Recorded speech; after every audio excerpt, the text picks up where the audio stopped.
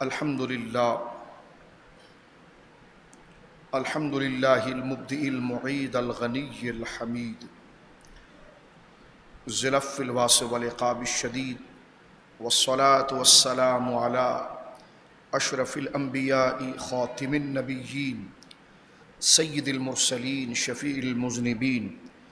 سید الاولین والآخرین سیدنا وحبیبنا نبینا وکریمنا ومولانا محمد صلی اللہ عبدہ ورسولہ بالہدی ودین الحق ارسلہ اما بعد فاعوذ باللہ من الشیطان الرجیم بسم اللہ الرحمن الرحیم وَرَبُّكَ يَخْلُقُ مَا يَشَاءُ وَيَخْتَارُ آمَنْتُ بِاللَّهِ صدق اللہ العظیم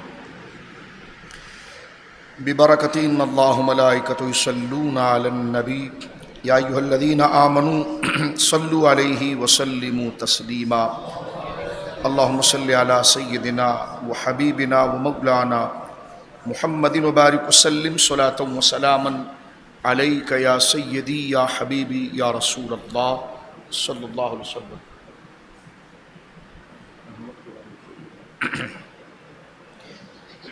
اللہ کی حمد و ثنا، نبی محترم، نبی معظم، باعث تخلیق ارض و سما صلی اللہ علیہ وآلہ آلہ وصحبہ وبارک وسلم کی بارگاہ مقدسہ میں انتہائی محبت و عقیدت کے ساتھ درود و سلام پیش کرنے کے بعد تمام تعریف اللہ وحدہ لا شریک کے لیے ہے۔ صفر المظفر کا یہ مہینہ انتہائی مبارک اور مقدس مہینہ ہے۔ محرم الحرام شریف کے بعد ان مہینوں کا تسلسل ہمارے لیے بے شمار معلومات کا ذخیرہ ہے۔ اسلام کی قدور شخصیات، اسلام میں ہونے والے اہم ترین واقعات، الغرض ہر وہ چیز جس سے ہمارا ایمان، ہمارے اخلاق اور ہماری سوسائٹی کی بھلائی کے لیے وہ بنیادی امور، وہ بنیادی پرنسپلز، وہ بنیادی گائیڈنس، وہ بنیادی ہدایات جو لازم اور ضروری ہے، ان مہینوں کو اگر ہم مطالعہ کریں تو بے شمار چیزیں اسلام کی روشن وہ باب ہمارے سامنے واضح ہو سکتا ہے۔ بالخصوص وہ ہستیاں، وہ شخصیات جن سے اللہ رب العالمین نے اپنے دین کی نصرت فرمائی اور اپنے دین کو غالب کیا، ان ہستیوں میں بے شمار صحابہ کرام، انبیاء کرام کے بعد صحابہ کرام، اہل بیت اعظام، اولیاء صالحین، یہاں تک کہ آج تک بے شمار اکابر اولیاء اس عارضی زندگی کے اندر اپنے زندگی کو مقصد کو سمجھانے کے لیے اور آخرت کی تیاری کے لیے اور اللہ کے حضور حاضر ہو کر اپنی دی ہوئی ذمہ داری پر حساب و کتاب کے لیے بندے کو مستعد، بیدار اور اس کی مکمل تربیت کرانے کے لیے ان کی زندگی ایک بہت بڑا درس ہمارے لیے، ایک تربیت، ایک مکتب اور ایک درسگاہ کی مانند ہے۔ ان شخصیات میں ترتیب کے ساتھ ہم نے آپ کی خدمت میں چند ہستیوں کا ذکر کیا۔ یہ مہینہ جہاں پر بڑے اکابر اہل بیت اعظام کے آراس کے ساتھ ہیں، وہیں پر بر صغیر کے اندر وہ شخصیات کہ جن کے دم سے آج مسجدیں آباد ہیں، قرآن کو تحفظ ہے، اور بر صغیر، پاک و ہند، افغانستان اور بنگلہ دیش، ترکی، بالخصوص ان خطوں کے اندر آج جو میناروں پر اذانیں گونج رہی ہیں، آج جو میناروں پر اللہ کا نام لیا جا رہا ہے، آج جو میرے اور آپ کے ایمان کی کوئی لذت باقی ہے، ان میں ان ہستیوں کی خدمات کا اصل ذریعہ، اگر وہ ہستیاں اس دور میں طاغوتی، سامراتی اور ملحدانہ اور اسلام کے مقابلے پر چلنے والی ریاست اور سیاسی اس پروپیگنڈے کا مقابلہ نہ کرتی تو آج مسجدیں شاید کسی اور صورت میں ہوتی، آج ہمیں وہ ایمان کی دولت نصیب نہ ہوتی۔ ان میں بر صغیر کے اندر سب سے اونچا نام جہاں سرکار امام ربانی مجدد الفسانی کا ہے، آپ ہی کا عرس انشاءاللہ آج رات کو ہم باقاعدہ کریں گے اور لائیو آپ اس کو سماعت کریں گے۔ وہیں پر امام حریت شاہ فضل حق خیر آبادی رحمۃ اللہ علیہ، جنہوں نے برطانوی سامراج کے مقابلے پر سب سے پہلے جہاد کا فتویٰ دیا اور امت پر جو ظلم توڑا جا رہا تھا، اور آج جس طرح ورلڈ بینک کے نام پر لالی پاپ دے کر امت کی جڑیں کاٹی جا رہی ہے، اس دور میں سوشل بائیکاٹ کر کے مسلمانوں کے ساتھ، مسلمانوں کو کے پیروں کو، مولویوں کو، سیاستدانوں کو خرید کر مسلمانوں کو بیوقوف بنا کر ان کی نسل کشی کی جا رہی تھی اور ان کے عقیدے اور نظریے کو ختم کیا جا رہا تھا اسلام کے خلاف، اس دور کے بھی جاوید غامدی جیسے نئے قسم کے جوکروں کو کھڑا کر کے لوگوں کے عقیدے اور قرن اول سے ان کے رشتے کو کاٹا جا رہا تھا، تو وہیں پر حضرت فضل خیر آبادی رحمۃ اللہ علیہ، شاہ ولی اللہ محدث دہلوی رحمۃ اللہ علیہ، حضرت مجدد اعظم حضرت قبلہ امام ربانی مجدد الفسانی رحمۃ اللہ علیہ، اور حضرت امام احمد رضا خان مجدد اعظم رضی اللہ تعالیٰ، اور ان میں ایک بر صغیر کی قدور شخصیت جن کا وجود مسعود ہمارے اس وطن عزیز کے اندر ہے، بالخصوص میں نام لینا رہ گیا جن کا عرس پاک پر ہم نے مکمل تقریر گزشتہ جمعے میں کی تھی، حضور شیخ الاسلام والمسلمین، حضور شیخ الاسلام المسلمین حضور سیدنا داتا گنج بخش علی حجویری رضی اللہ تعالیٰ، جن کا عرس مبارک اسی مہینے کے اندر موجود ہے اور جو گزر گیا۔ یہ وہ اکابر ہیں جن کی خدمات سے آج میں اور آپ مسلمان ہیں اور کلمہ پڑھنے کی توفیق حاصل کر کے اپنی قبر و آخرت کو جہنم سے بچانے کی جو ہم کوشش کر رہے ہیں اور اپنی زندگی کے مقصد سے ہم کنار ہو رہے ہیں، ان بزرگوں کی وہ خدمات، ان کی زندگیوں کو پڑھنا، ان کے یوم کو جاننا، ان کی زندگی میں وہ سارے پیچ و خم آ گئے، بچپن کیسے گزرا، جوانی کیسے گزری، اس دور کے حالات کے اندر انہوں نے کس طرح کی حکمت عملی اختیار کی۔ آج سے بدترین حالات اس دور کے اندر تھے، اس دور کے اعتبار سے، سیاسی اعتبار سے اسلام کے خلاف، سماجی اعتبار سے اسلام کے خلاف، جس طرح آج تعلیمی نصاب بدلا جا رہا ہے، اسکولوں کے نصاب کے اندر تبدیلیاں کی جا رہی ہیں، سیاسی نظام میں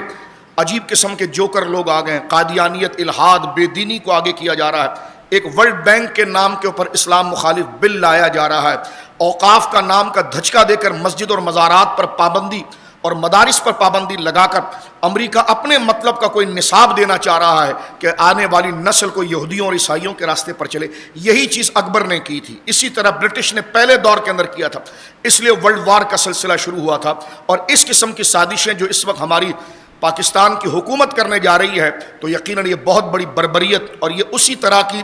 نفرتیں پھیلیں گی جس طرح برٹش چاہتا تھا پہلے، اور یہ سرا جو ہے یہ پھر کسی ورلڈ وار کی طرف بندے کو لے جا رہا ہے۔ اس لیے کہ مسلمان ہر چیز کی قربانی دے سکتا ہے، لیکن دین کے اوپر آنچ آئے یہ اس کو برداشت نہیں کر سکتا۔ ہر چیز، ہر حقوق اس کی برداشت کے باہر نکل جاتے ہیں کہ جب بات اسلام پر آ جاتی ہے، ذات مصطفیٰ پر آ جاتی ہے، تو وہ مرتبہ، مقام، لباس، یونیفارم سب بھول جاتا ہے اور وہ دین کی سربلندی کے لیے سر دھڑ کی بازی لگاتا ہے۔ ستیزہ کار رہا ہے ازل تا امروز، اقبال نے یہی کہا تھا، ستیزہ کار رہا ہے ازل تا امروز، شرار ابو لہبی سے چراغ مصطفی تک، حق و باطل ہمیشہ لڑتے رہے ہیں، چاہے وہ شرار ابو لہبی سے چراغ مصطفی کی جنگ ہو، چاہے وہ یزید اور امام علی مقام کا مقابلہ ہو، تو یہ ہمیشہ سے رہا ہے۔ اسی تڑپنا، پھڑکنا اور اس میں اپنے ایمان کی حفاظت کرنا یہ مومن کا طریقہ ہے۔ نہ یہاں پر ہمیشہ رہنا ہے، نہ ہمیشہ کی زندگی مانگنی ہے، تو جہاں ہمیشہ رہنا ہے اسی نظریے کی پاسداری کرنی ہے۔ انہی ہستیوں کے اندر ایک بہت بڑا نام ہمارے اس خطہ مبارک پاکستان کے اندر آرام کرنے والی شخصیت، جن کا وجود اسلام کی بقا کے لیے ایک ایسا آہینی اور ایسا فولادی دروازہ تھا کہ جس نے ہر قسم کے فتنوں کو اسلام کے قلعے میں داخل ہونے سے روکا۔ میری مراد حضور فاتح قادیانیت، امام اہل سنت، تاجدار گولڑا، سرکار پیر مہر علی شاہ صاحب رضی اللہ تعالیٰ۔ ہم تو ان کو صرف ایک شعر سے جانتے ہیں کہ کتھے مہر علی کتھے تیری ثنا، جبکہ وہ شعر خود عرفان و معرفت کا ایک اونچا باب ہے۔ ہم اس کو اپنے اعتبار سے شاید سمجھتے ہیں، لیکن وہ خاص ایک معرفت کی طرف اشارہ ہے، لیکن وہ محض ایک اچھے نعت خواں شاعر، جس طرح امام محمد رضا کو بھی لوگ محض ایک نعت خواں یا شاعر کے طور پر لیتے ہیں، جبکہ وہ ان کا عشق رسول کا ایک ذوق کا اظہار تھا، اور وہ اپنے وقت کے بہت بڑے عالم دین، سیاسی نبض کو سب سے زیادہ جاننے والے، اور اسلام کی طرف اٹھنے والی ہر باطل تحریک کے سامنے تنہا اپنے سادہ پیوند والے لباس کے ساتھ کھڑے ہو کر ہواؤں کا رخ موڑ دینے والوں میں نام تاجدار گولڑا کا آتا ہے۔ پاکستان کے خطے کو یہ شرف حاصل ہے کہ حضرت داتا صاحب یہاں آرام فرما رہے ہیں۔ پاکستان کے مبارک خطے کو یہ شرف حاصل ہے کہ حضرت بابا صاحب یہاں پر آرام فرما رہے ہیں۔ پاکستان کے مبارک خطے کو یہ شرف حاصل ہے کہ یہاں پر تاجدار گولڑا، امام اہل سنت، مجدد اعظم حضرت قبلہ پیر سید مہر علی شاہ صاحب رضی اللہ تعالی عنہ وردہ عنا کی گویا کہ ذات مبارکہ ہے۔ آپ کا وصال مبارک کی تاریخ تو کچھ آگے آتی ہے، لیکن سفر کے اندر ہی آتی ہے۔ ہم نے چاہا کہ اپنے بزرگوں کا کوئی ذکر ہم بیان کرنے سے رہ نہ جائیں کہ بعد میں ہمارا ضمیر ہمیں ملامت کرے اور ہماری طبیعتوں کا ذوق خدا نہ کرے ختم ہو جائے اور ہم تنہا پڑھنے کی کوشش کرتے ہیں. ان کی ایک زندگی کو پڑھ لیجئے، جو ہم پڑھنا چاہتے ہیں وہ ہر طریقے سے ان میں نظر آ جاتا ہے. قرآن کی صحیح تفسیر بھی ان کی زندگی میں نظر آتی ہے، حدیث کا صحیح مقصد بھی نظر آتا ہے، سیاسی حالات کے اندر اپنے آپ کو صراط مستقیم پر کیسے رکھنا ہے یہ چلن بھی نظر آتا ہے. آج کیا اسلام آباد کے لبرل ملعون ہمیں بتائیں گے کہ اسلام کیا ہوتا ہے؟ فواد چودھری اور شیخ رشید ہمیں بتائیں گے کہ جناب اسلام پر کیسے طرح چلا جاتا ہے. اسلام ایسا کوئی بے یار و مددگار دین نہیں ہے کہ جس کے لیے وقت کے بیکار قسم کے کھڑے ہو کر پیشاب کرنے والے اور شرابی اور زانی اس کو بتائیں گے، بلکہ اسلام وہ مذہب ہے کہ جن کی حفاظت اور جس کی پریکٹیکل اللہ رب العالمین ان عظیم ہستیوں کے عمل کے ذریعے فرماتا ہے کہ جن کے تقوی و طہارت، شرافت اور عزت کا مقام اتنا اونچا ہوتا ہے کہ اگر ان میں کوئی کمی ہوتی ہے تو صرف نبوت کی ہوتی ہے. باقی ہر مرتبے کو اللہ رب العالمین جل وعلا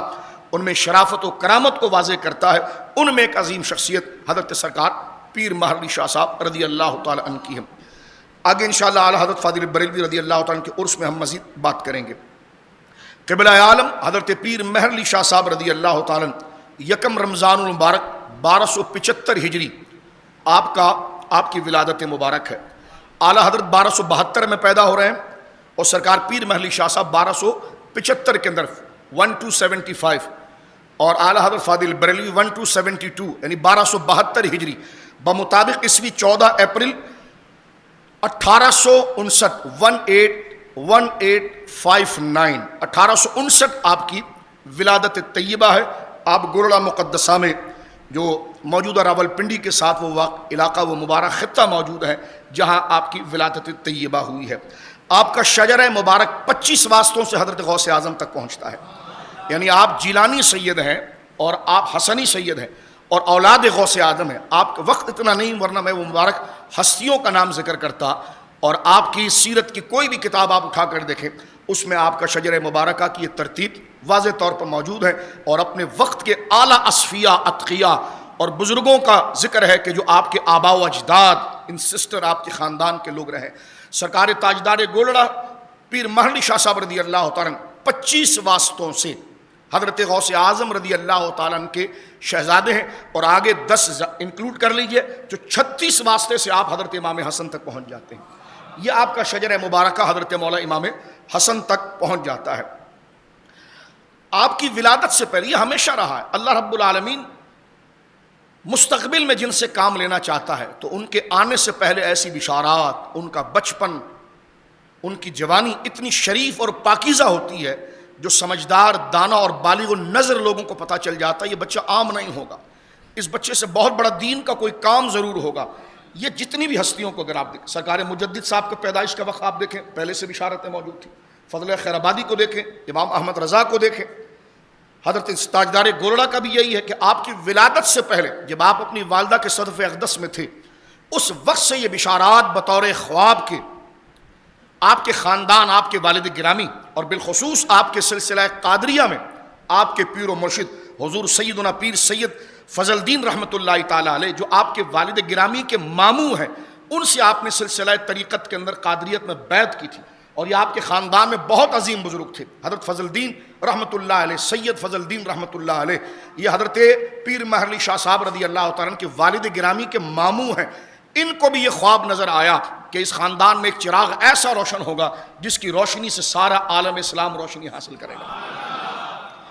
ایک مجذوب کہیں سے چلا ہوا گولڑا آ گیا اور اس نے کئی دن وہاں پر قیام کی، بتاتا کچھ نہیں تھا. جس دن سرکار پیر مہر علی شاہ صاحب کی ولادت طیبہ ہوئی اور آپ کے عزیز آپ کو لے کر باہر زیارت کرانے کے لیے آئے وہ مجذوب آگے آیا اور آپ کے پاؤں کو بوسہ دے کر پھر غائب ہو گیا. تو گویا کہ یہ ایسی بشارات سرکار تاجدار گولڑا رضی اللہ تعالی عنہ، اللہ اکبر، یہ اتنا عظیم ذکر ہے کہ میں کہتا ہوں ممبروں پر اس سے اچھا ذکر کیا ہو سکتا ہے. یہ ان ہستیوں کا ذکر ہے جن کے بارے میں قرآن کہتا ہے وَرَبُّكَ يَخْلُقُ مَا يَشَاءُ وَيَخْتَارُ، تمہارا رب ہے کہ وہ پیدا بھی خود کرتا ہے اور اس میں سے جس کو چاہتا ہے پسند کر لیتا ہے. تو سب کو خدا نہیں پیدا کیا ہے لیکن چنتا کس کو ہے اپنی محبت کے لیے، وہ یہ ہستیاں ہیں کہ وَرَبُّكَ يَخْلُقُ مَا يَشَاءُ وَيَخْتَارُ. اللہ فرماتا تمہارا رب ہی ہے جو خالق ہے، پیدا وہی کرتا ہے، وہ یختار اور اپنی مرضی سے جسے چاہتا ہے اپنی محبت کا تاج اور اپنی محبوبیت کے تاج اسے سر پر رکھ کر اسے اپنی محبت اور اپنے دین کے کام کے لیے انتخاب کرتا ہے۔ تو اب آپ دیکھیے یہ بشارات آپ کی پیدائش کے وقت ہی گویا کہ ظاہر ہونا شروع ہوئی۔ اس کی علامات لحظہ بلحظہ، وقت ہمارے پاس مختصر ہے، ہمیں یہ سعادت حاصل ہوتی ہے کہ ہم الگ الگ جگہ پر جہاں موقع ملتا ہے کہ ہم قرن اول سے لے کر یعنی دور صحابہ سے لے کر آج تک اہل سنت کٹی پتنگ نہیں ہے کہ وہ کسی وطن کی پیداوار ہو یا کسی سامراتی دور کی پیداوار ہو یا کسی امداد کی پیداوار ہو۔ یہ تو قرن اول سے عقیدہ نظر آیا ہے، جب ہم کسی بھی نظریے پر، توحید پر، نبوت پر، عدالت صحابہ پر، افضلیت ابوبکر صدیق پر، مقام مولا مرتضیٰ پر، اہل بیت پر، اولیاء پر، مجتہدین پر، جب بھی یہ فقیر حقیر بات کرتا ہے تو جہاں دیگر اکابر کے حوالے پیش کرتا ہے تو وہیں پر سرکار تاجدار گولڑا کی کتاب تصفیہ ما بین سنی و شیعہ ہم آپ کو پڑھ کے بتاتے ہیں کہ اس میں تاجدار گولڑا کا عقیدہ کیا تھا، اور حضرت تاجدار گولڑا کے فتاوی مہریہ شریف۔ تو وقت اتنا نہیں ہے، میں صرف درمیان میں آ کر یہ پیوند لگا دیا کہ یہ کتابیں اہل سنت کا نشان ہے۔ آپ نے پوری زندگی اس خطوط کی پاسداری کی ہے جو اہل سنت کا راستہ تھا، جو دور صحابہ سے لے کر آج تک آیا۔ آپ اگر اعلیٰ حضرت کو پڑھیں یا پیر محلی شاہ صاحب کو پڑھیں، شاہ ولی اللہ کو پڑھیں، پیر محلی شاہ صاحب کو پڑھیں، مجدد الفسانی کو پڑھیں، حضرت پیر محلی شاہ صاحب کو پڑھیں، شیخ محقق کو پڑھیں، پیر محلی شاہ، یہ سارے اہل سنت کے اکابر ہیں۔ یہ آتے مختلف جگہوں پر ہے، مختلف خاندانوں میں پیدا ہوتے ہیں، مختلف نام ہیں، لیکن جب دین کی بات ہوتی ہے تو ان کا نظریہ تحریر ایک ہی ہوتا ہے۔ یہ ہمیشہ یاد رکھ، کوئی سرہند میں آیا، کوئی خیر آباد میں آیا، کوئی بدایوں میں آیا تو کوئی پیلی بھیت میں آیا، کوئی سرہند مقدسہ میں آیا تو کوئی بریلی میں آیا، کوئی گولڑا میں آیا تو کوئی لاہور میں آیا۔ یہ آتے مختلف جگہوں پر ہیں، نام مختلف ہوتا ہے، قبیلے مختلف ہوتے ہیں اور شکل و صورت مختلف ہوتی ہے، لیکن یہ نظریے میں ایک ہی ہوتے ہیں۔ تو لہٰذا یہ تسلسل ان لوگوں کا موجود ہے، اس لیے کہ یہ اللہ کے وہ نیک بندے ہیں جو دین کی نصرت کے لیے مختلف علاقوں پر مختلف فتنوں کے مقابلے کے لیے پیدا ہوتے ہیں۔ سرکار گولڑا رضی اللہ تعالیٰ عنہ کی ولادت کے آثار سے ہی اگر آپ عقل سے کام لے رہے ہوں اور آپ پر سستی غالب نہ ہو اور ایسی آنکھ کھول کر اگر آپ دماغ کو نہ سلا رہے ہوں تو آپ سمجھ گئے ہوں گے کہ یہ کتنی بڑی ہستی کی ولادت ہو رہی ہے کہ جن کی ولادت کے وقت ایسے آثار اور عجائبات ظاہر ہو رہے ہیں۔ ابھی آپ مثلا ہمارے وہاں بزرگوں میں یہ طریقہ صدری طور پر چلایا ہے کہ بچہ، غور سے سنیے، جب بچے کی عمر 4 سال 4 مہینے 4 دن، 4 سال کا بچہ ہو جائے، 4 سال 4 مہینہ 4 دن کا ہو جائے تو اس وقت کسی بڑے بزرگ کو بلا کر بسم اللہ شروع کرائی جاتی ہے۔ ایسا نہیں کہ بچہ شروع میں کچھ پڑھتا نہیں، کلمہ ساری چیزیں بچہ پڑھتا ہے، لیکن با اہتمام سے اس کے دین کی بنیاد اور اس کی دین کی فاؤنڈیشن رکھنے کے لیے باقاعدہ یہ پرانے بزرگوں کا طریقہ۔ حضرت خواجہ صاحب کی زندگی دیکھیں، غوث اعظم 4 سال 4 مہینہ 4 دن، اس ترتیب کو باقاعدہ طور پر، یہ کوئی ایسا نہیں کہ اس میں کوئی نہ کریں تو گناہ، لیکن بزرگوں کا ایک طریقہ رہا ہے۔ اس میں بے شمار باتیں، وقت نہیں ورنہ میں عرض کرتا، کوئی دیوانہ اس کو بھی بدعت کہنے میں پیچھے نہیں ہٹے گا، لیکن ایسے پاگلوں سے تو ہم خطاب نہیں کر رہے ہیں، ہم تو اہل دل سے بات کر رہے ہیں۔ تو 4 سال 4 مہینہ 4 دن جب سرکار پیر محلی شاہ صاحب کی عمر شریف ہوئی تو آپ کا ناظرہ قرآن شروع کرایا گیا۔ اب آپ دیکھیں یہ ہستی نے مستقبل کے اندر حضور کی امت کو بچانا تھا اور سرکار کی دستار اور جبے کی لاج رکھنی تھی، اور فتنہ قادیانیت کے سامنے کھڑے ہو کر، قادیانی جہاں پر جس طرح آج باقاعدہ طور پر وزارتیں دی جاتی ہیں، یعنی ایک بندہ جس کو مذہب نہیں آتا، اس کو مذہب نہیں آتا، اس کو باقاعدہ ایک کونسل بنی ہمارے ملک کے اندر، ایک کونسل علماء کی، اس کا پروٹوکول MNA کے برابر ہوتا ہے، وہ پروٹوکول ہوتا ہے، اور وہ وزیر اعظم صاحب ان کو دیتے ہیں جو ان کا چمچہ ہوتا ہے۔ اب بھی اگر آپ لسٹ اٹھا کر دیکھیں، میں نام نہیں لیتا اس ادارے کا، صرف آپ کو میں بتا رہا ہوں، آپ سمجھ رہے ہوں گے، جہاں پر اسلامی بل جاتا ہے پاس ہونے تحقیق کے لیے، اس میں آپ لسٹ اٹھائیے کتنے لوگ اس میں سند یافتہ عالم ہیں اور جن کو شریعت کی الف با بھی آتی ہو۔ کسی بہت بڑے پیر کا بیٹا ہوگا اور اس کا کام جوڑ توڑ ہوگا، یا کوئی اور ہوگا، ان کو جناب وزارت دی جاتی ہے جو صرف حکومت ہی کو منوائے اور پیچھے اسلام کو الٹی چھری سے ذبح کیا جائے، ان کی زبانیں اس کے لیے کبھی نہیں اٹھے گی۔ ختم نبوت کے اسیران کو پکڑ کر زندان میں بند کر دیا جائے، سادات کے ہاتھوں اور پاؤں میں بیڑی ڈال کر ان کو گھسیٹا جائے، کبھی ان کی رغے محبت اہل بیت جاگتی نہیں۔ تو اسی طرح کا یہ سسٹم ہمیشہ سے اکبر کے دور میں بھی رہا۔ اکبر کے دور کے مفتی اعظم 2 قسم کے بدبخت قسم کے ملا تھے، ایک ابو الفضل ایک اور، بڑے پڑھے لکھے ظاہر ہوتے، لیکن ان کا کام یہ تھا کہ بادشاہ کفر بھی بکے تو اس کے جواز کا فتویٰ دینا ہے، بادشاہ بدکاری بھی کرے تو اس کے جواز کا فتویٰ دینا ہے۔ تو آپ کو تصویر سمجھ میں آ گئی ہوگی، تو گھبرانا نہیں ہے، حالات کبھی نہیں، حالات تو ایسے ہمیشہ رہیں گے اسلام کے خلاف، آپ کو اپنے آپ کو دیکھنا ہے کہ دین پر آپ کتنے مضبوط ہیں۔ حضرت حالات بڑے کھڑا ہوئے، امت کا کیا ہوگا؟ میں نے کہا کچھ بھی نہیں ہوگا، امت کا اپنی فکر کر، امت کی فکر کے اندر تو سیاسی نہ ہو جائے، امت کی فکر کے اندر تو صلح کلی نہ ہو جائے، چھوڑ امت کو کچھ بھی نہیں۔ دین ختم ہونا ہوتا تو کربلا میں ختم ہو جاتا، مجدد صاحب کے دور میں اکبر پوری زوروں کے ساتھ دین کو ختم کر رہا تھا، تو یہ ساری پالیسیاں چھوڑے کہ اسلام کا کیا ہوگا، نہ پاکستان کا کچھ ہوگا نہ اسلام کا کچھ ہوگا، یہ ایسی سلامت رہے گا، تو اپنے آپ کو صراط مستقیم پر قائم رکھ۔ تھوڑی سی ایف آئی آر پکڑ دھکڑ دیکھ کر تو قادیانی والی اور منہاجی والی بولی شروع نہ کر دینا، تو صلح کلیت کی طرف نہ، تو اپنے آپ کو بچا اور صراط مستقیم پر قائم رکھ۔ یہ ادھڑنا، یہ سلنا ادھڑنا، یہ ڈوبنا نکلنا، یہ مومن کے ساتھ چلتا رہتا ہے، تو دیکھ کہ تو صراط مستقیم پر ہے کہ نہیں۔ حضرت سرکار گولڑا رحمۃ اللہ تعالی علیہ، عمر شریف آپ کی 4 سال 4 مہینے 4 دن ہوئی جب آپ کی بسم اللہ شریف کی گویا کہ افتتاح کرایا گیا، تو آپ کی کرامات میں سے یہ ہے، اللہ اکبر، آپ استاد سے جو ناظرہ قرآن کا سبق لیتے تھے وہ آپ کو زبانی یاد ہوتا تھا۔ اللہ نے حافظہ، دیکھیں اعلیٰ حضرت کو بھی دیکھیے ساتھ اعتبار سے، حافظہ ان بزرگ سرکار مجدد پاک کو دیکھیے، 3 سال گوالیار کے جیل میں بند رہے بغیر کسی مدد کے، جو آپ نے خطوط لکھے ہیں۔ داتا صاحب کو دیکھیے آپ، سفر کے اندر بغیر کسی کتاب کی مدد سے پوری کتاب کشف المحجوب لکھی ہے۔ امام احمد رضا کو دیکھیے اب، حافظہ کیسا کمال کا حافظہ کہ جو ایک چیز دیکھ لی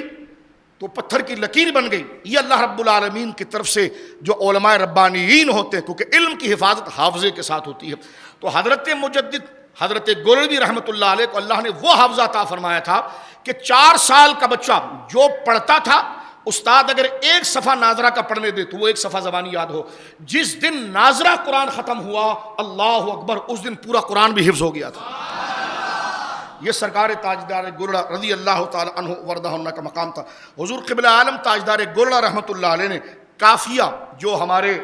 درسیات کے اندر علم نحو کی، گرامر کی بڑی اونچے درجے کی مستند اور بڑی مضبوط کتاب ہے، اس کو پڑھنے سمجھنے کے لیے بھی طالب علم کا ذہن بہت چاہیے، پڑھانے کے لیے استاد بڑا مدبر ہونا چاہیے۔ منتہا درجے کی گرامر کی کتاب ہے کافیہ، اس کے بعد شرح جامی پڑھی جاتی ہے۔ یوں تو آج تو علم بڑا آسان ہو گیا، ہر بندہ پڑھا رہا ہے اور ہر بندہ سمجھ رہا ہے، لیکن اس علم کا بوجھ اٹھانے کے لیے اور اس کتاب کو سمجھانے کے لیے بڑے ماہرین ہوتے ہیں۔ تو حضرت تاجدار گولڑا رحمۃ اللہ علیہ نے کافیہ تک کی کتاب جو ہے حضرت مولانا محی الدین رحمۃ اللہ علیہ سے آپ نے پڑھی ہے، اور ان سے اس کتابوں کی آپ نے تکمیل کی۔ اس کے بعد آپ خوشاب کے علاقے میں آ گئے تھے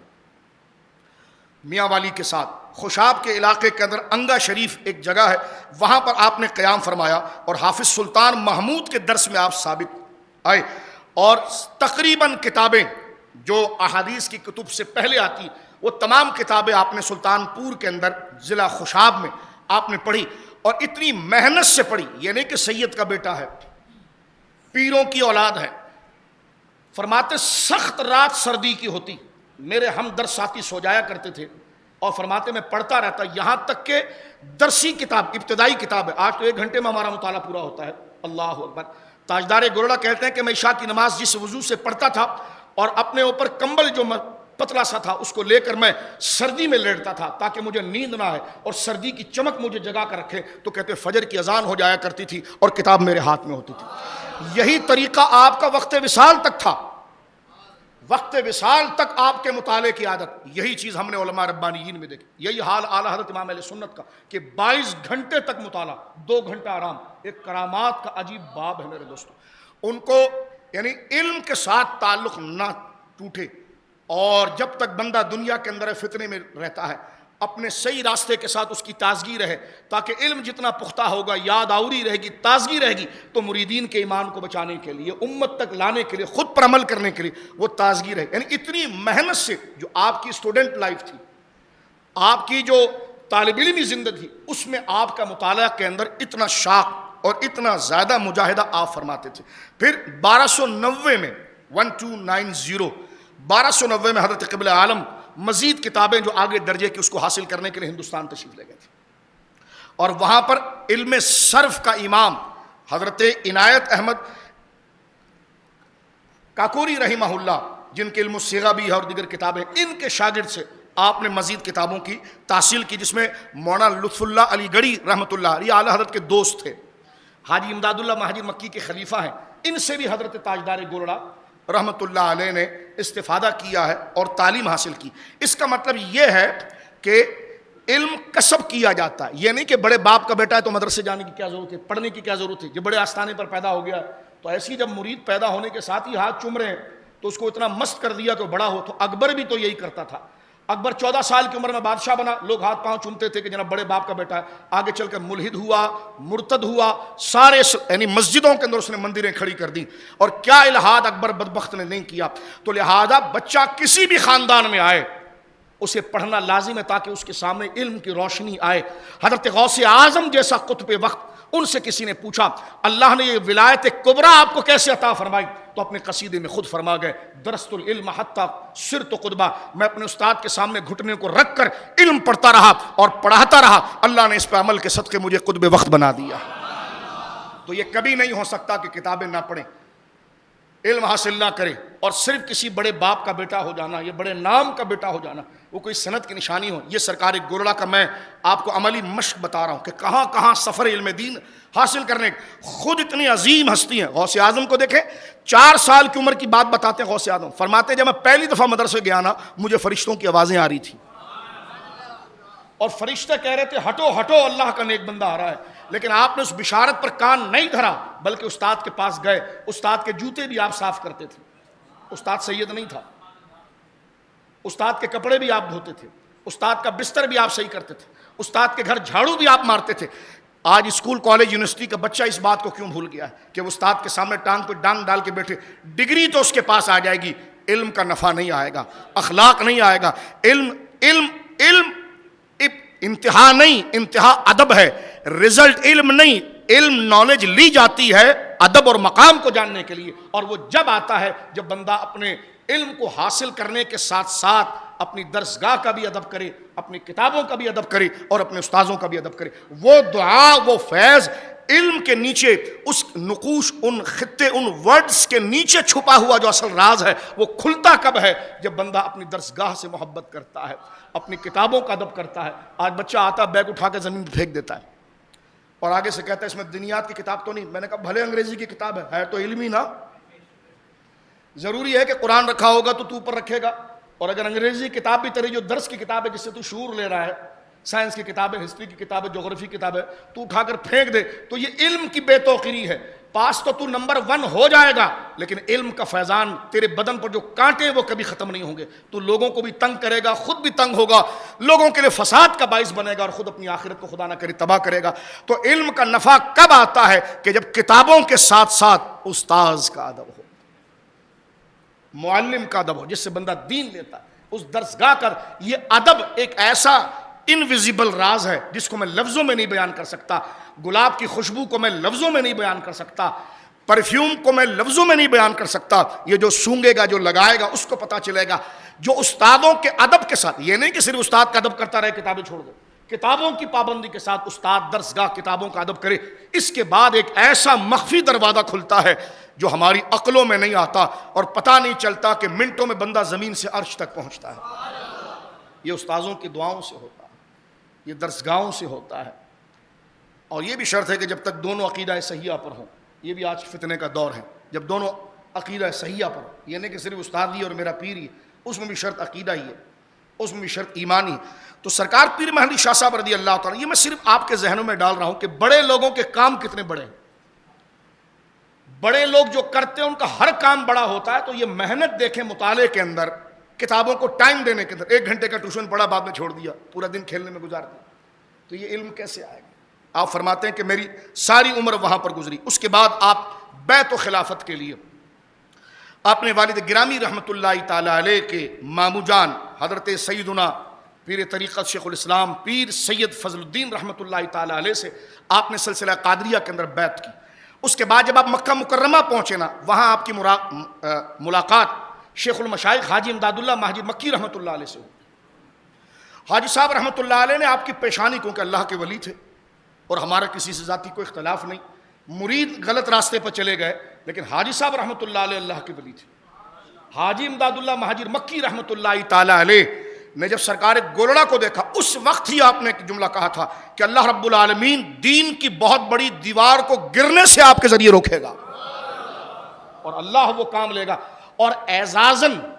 یعنی خود کی طرف سے یہ کہ میں یہ چاہتا ہوں کہ میرے پاس جو سلسلہ نظامیہ اور چشتیہ کی خلافت ہے وہ دینا میرے لیے سعادت ہے کہ میں آپ جیسے بندے کو اپنی خلافت دے رہا ہوں. تو یہ اعزازاً حضرت پیر صاحب نے مانگی نہیں، لیکن آپ کا مرتبہ اتنا عالی تھا، اور جو زندہ شب لوگ تھے اور جن کی آنکھیں روشن تھیں، جو پیشانیوں کے ذریعے اللہ کے فضل اور دیے ہوئے علم سے مستقبل کو جانتے تھے، حضرت حاجی امداد اللہ مہاجر مکی رحمۃ اللہ علیہ نے جب آپ کو دیکھا کہ اللہ رب العالمین آپ سے بہت بڑا کام لے گا، ایک وقت میں دین کی جڑوں کو کھیڑا جائے گا اور آپ ہی اس پر پہرا دے کر دین کی جڑوں کو بچائیں گے، تو آپ نے سلسلہ چشتیہ کی گویا کہ خلافت اعزازاً حضرت پیر محلی شاہ صاحب رضی اللہ تعالی عنہ کو دی. لیکن اس کے بعد حضرت پیر صاحب رحمۃ اللہ علیہ جب تشریف لائے تو توسا شریف کے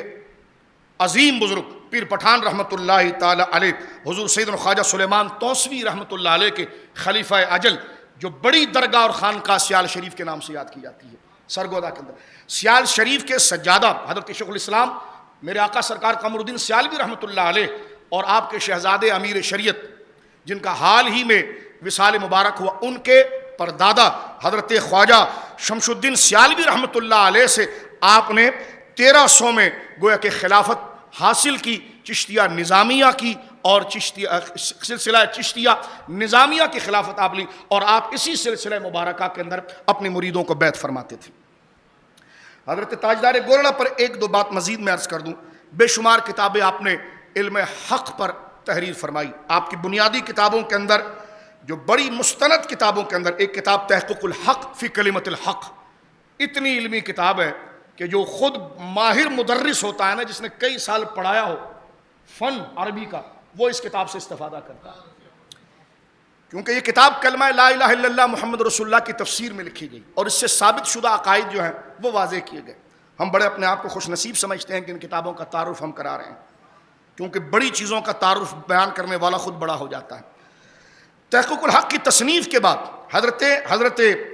گولڑا رحمہ اللہ نے ٹھیک 2 سال بعد شمس الہدایہ فی اثبات حیات مسیح لکھی. غلام مرزا احمد قادیانی ملعون نے جس وقت فتنے کی ابتدا کی اور اس نے کہا تھا کہ حضرت عیسیٰ علیہ السلام جو ہے وہ فوت ہو گئے ہیں، آسمانوں پر نہیں، قرآن کا انکار کیا، حدیثوں کا انکار کیا، اور یہ آگے اپنی جھوٹی نبوت کی بیغ ڈالنا چاہتا تھا، تو حضرت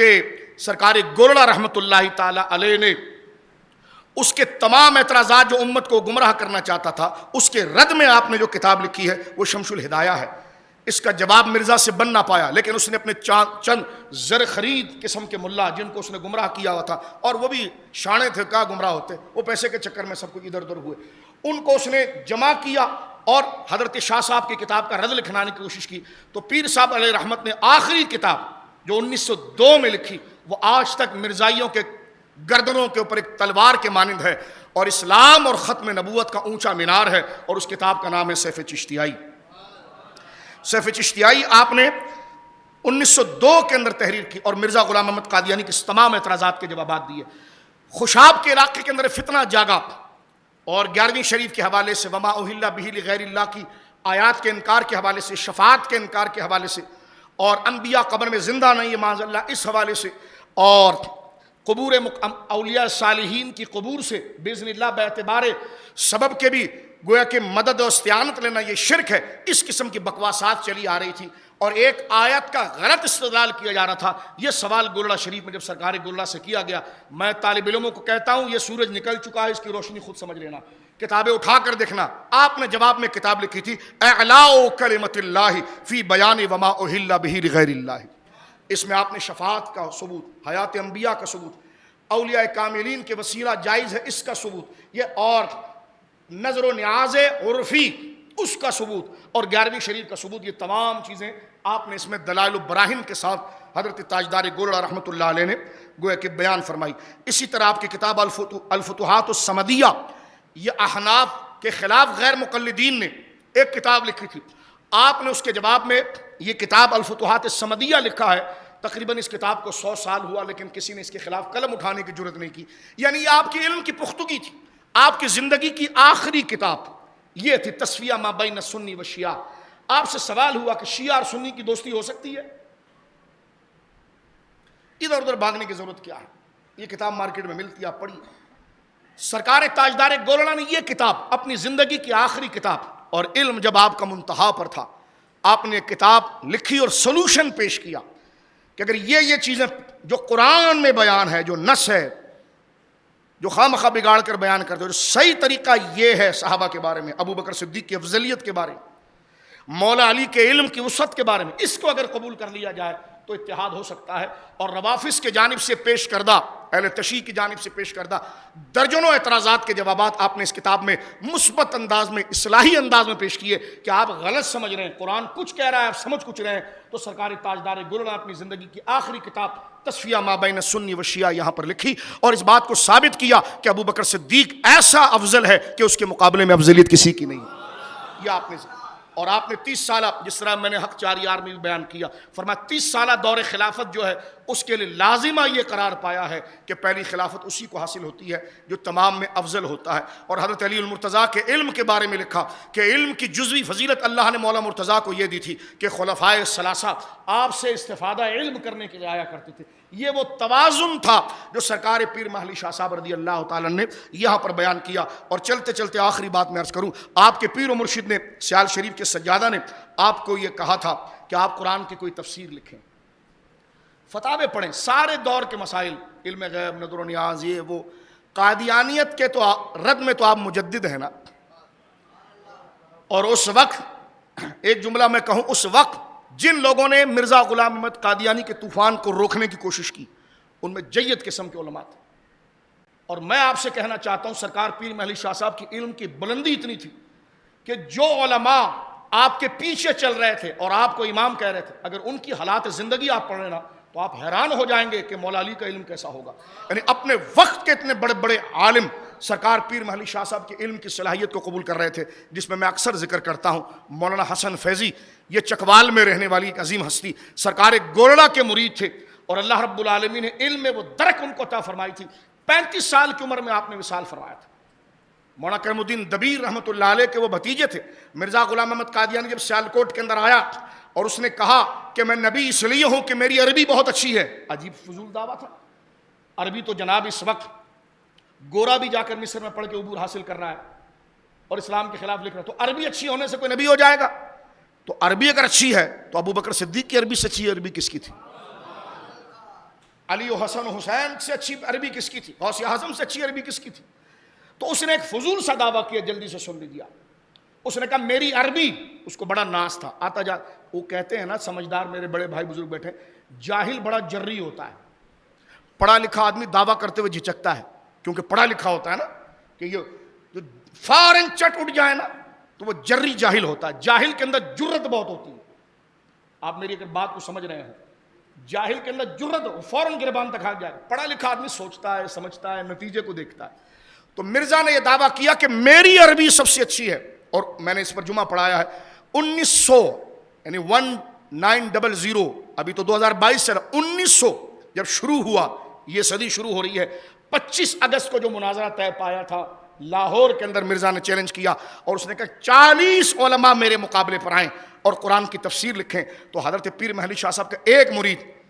جو چکوال, میں چکوال کو اس کے بعد چکوال نہیں کہتا, چکوال شریف کہتا ہوں, چکوال شریف کی زمین پر آرام کرنے والا, رسول اللہ کی ختم نبوت کا محافظ اور امت کا امام اور ساری امت کی طرف سے فرض کفایہ ادا کرنے والا حضرت مولانا امام حسن فیضی پہنچے. اور اس وقت سیالکوٹ کے حسام الدین مسجد میں جمعہ پڑھانے کے لیے مرزا آیا تھا. دروازے پر کھڑے ہو کر کہا, مرزا 40 ضروری ہے یا ایک ہی کافی ہے؟ 40 ضروری ہے یا ایک ہی کافی ہے؟ تمہارا یہ دعویٰ تھا میرے شیخ سے کہ میرے سامنے عربی میں تفسیر لکھو. پنجابی زبان میں اپنے شاگرد کو کہا کہ کاغذ پھڑا, کاغذ کا پرچہ ہاتھ میں لیا, 60 اشعار کا عربی کا قصیدہ لکھا بغیر نقطوں سے. ایسا عرب, تو کہا کہ تو عربی کی بات کرتا ہے اور میرے نبی کے مقابلے پر آتا ہے, میں ان کے غلاموں میں سے کہاں پر ہوں. آپ نے قلم اٹھا کر 60 بند کا عربی قصیدہ لکھا اور لکھا بھی ان حروف کو ملا کر جس میں نقطے نہیں آتے. با کو استعمال نہیں کیا, توجہ سن, با کو استعمال نہیں کیا, تا کو استعمال نہیں کیا, سا کو استعمال نہیں کیا, جیم کو استعمال نہیں کیا, خا کو استعمال نہیں کیا, لال کو استعمال نہیں کیا, زا کو استعمال نہیں کیا, شین کو استعمال نہیں کیا, ضاد کو استعمال نہیں کیا, غین کو استعمال نہیں کیا, قاف کو استعمال نہیں کیا, فا کو استعمال نہیں کیا, یا کو استعمال نہیں کیا. مجھے بتائیے جب یہ سارے حروف نکال دیے جائیں تو حروف تہجی میں کتنے رہ جاتے ہیں؟ ان حروف کی مدد سے آپ نے 60 اشعار لکھے, کھڑے دروازے پر جلدی جلدی لکھے اور مرزا کے منہ کے آگے سے رکھا. فرمایا ترجمہ تو تیرا اچھا بھی نہیں کر سکتا, اس کو پڑھ کے بتا دے کہ تو کہتا ہے کہ 40 علماء آئیں اور میرے سامنے قرآن کی تفسیر لکھیں کہ میں نبی ہوں. فرمایا میں محمد رسول اللہ کے غلاموں میں کہاں ایک پرزا سا آدمی ہوں, لیکن فرمایا یہ میں نے 60 اشعار لکھے عربی کے اندر میرے آقا کے فیض سے, مولا علی کے کرم سے. تو کہا تو پڑھ کے بتا دے.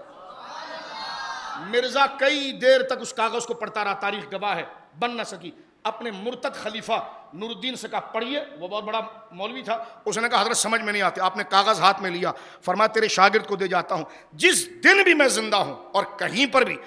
تو اگر اس کے پہلے مصرے کا صحیح ترجمہ اور ترکیب کر گیا تو مجھے بلا لینا. 40 علماء یعنی پہلے مصرے کی ترکیب کہ یہاں مبتدا ہے کہ خبر ہے کہ ضمیر, یہ پوری ایک ترتیب آپ نے فرمائی. کہ 60 اشعار تو چھوڑ, 59 چھوڑ, پہلا جو اس کا مطلع ہے اس کی ترکیب اور معنی تو کر کے دکھا دینا. جب تک مولانا حسن فیضی زندہ تھے مرزا نے کوئی جھوٹا دعویٰ نہیں کیا, چپ رہا. جس دن مولانا فیضی انتقال کر گئے 1902 کے اندر, 1901 میں انتقال کر گئے, مرزا نے گویا کہ ڈرامے شروع کر دیے. تو یہ اتنا بڑا عالم کس کے ہاتھ چومتا تھا؟ پیر محلی شاہ صاحب.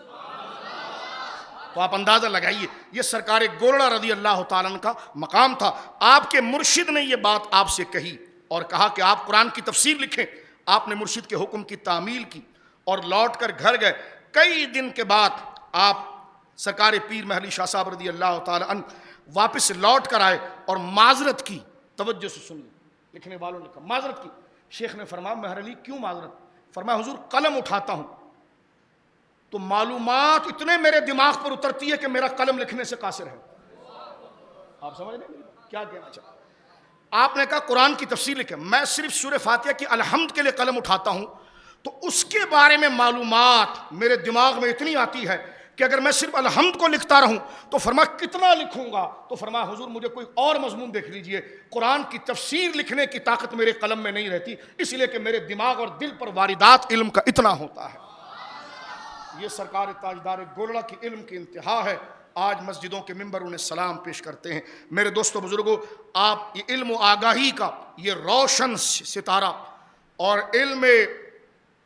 مولا مرتضیٰ کی جھلک اور یہ بحر زخار یہ خاموش ہو رہا ہے. 1356 ہجری بمطابق 1937 1937 29 صفر المظفر کو آپ اپنی مزار مقدسہ کے اندر تشریف لے گئے. آپ کا عرس مبارک 29 صفر کو ہوتا ہے. گولڑا مقدسہ کی زمین پر غوث اعظم کا یہ بیٹا,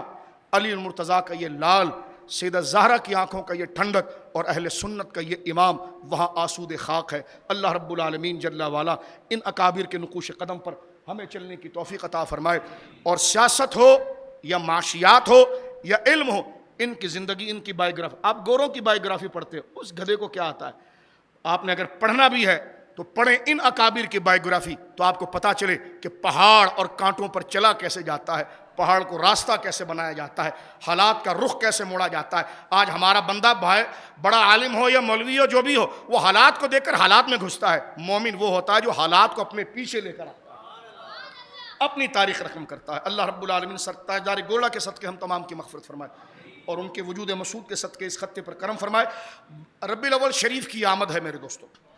یہ سارے خادمین حضور کے دین کے ہیں, انہوں نے کوئی ایسا ذرہ نہیں چھوڑا جس سے جناب رسول اللہ صلی اللہ علیہ وسلم کی عظمت کا اظہار نہ ہو, اور حضور کی عظمت کا اظہار ہی ہمیں ایمان پر باقی رکھے گا. یوں تو ہر سال آپ ذکر مبارک کرتے, لیکن یہ مہینہ حضور کی ولادت کا ہے, کوئی فرض و واجب نہیں, لیکن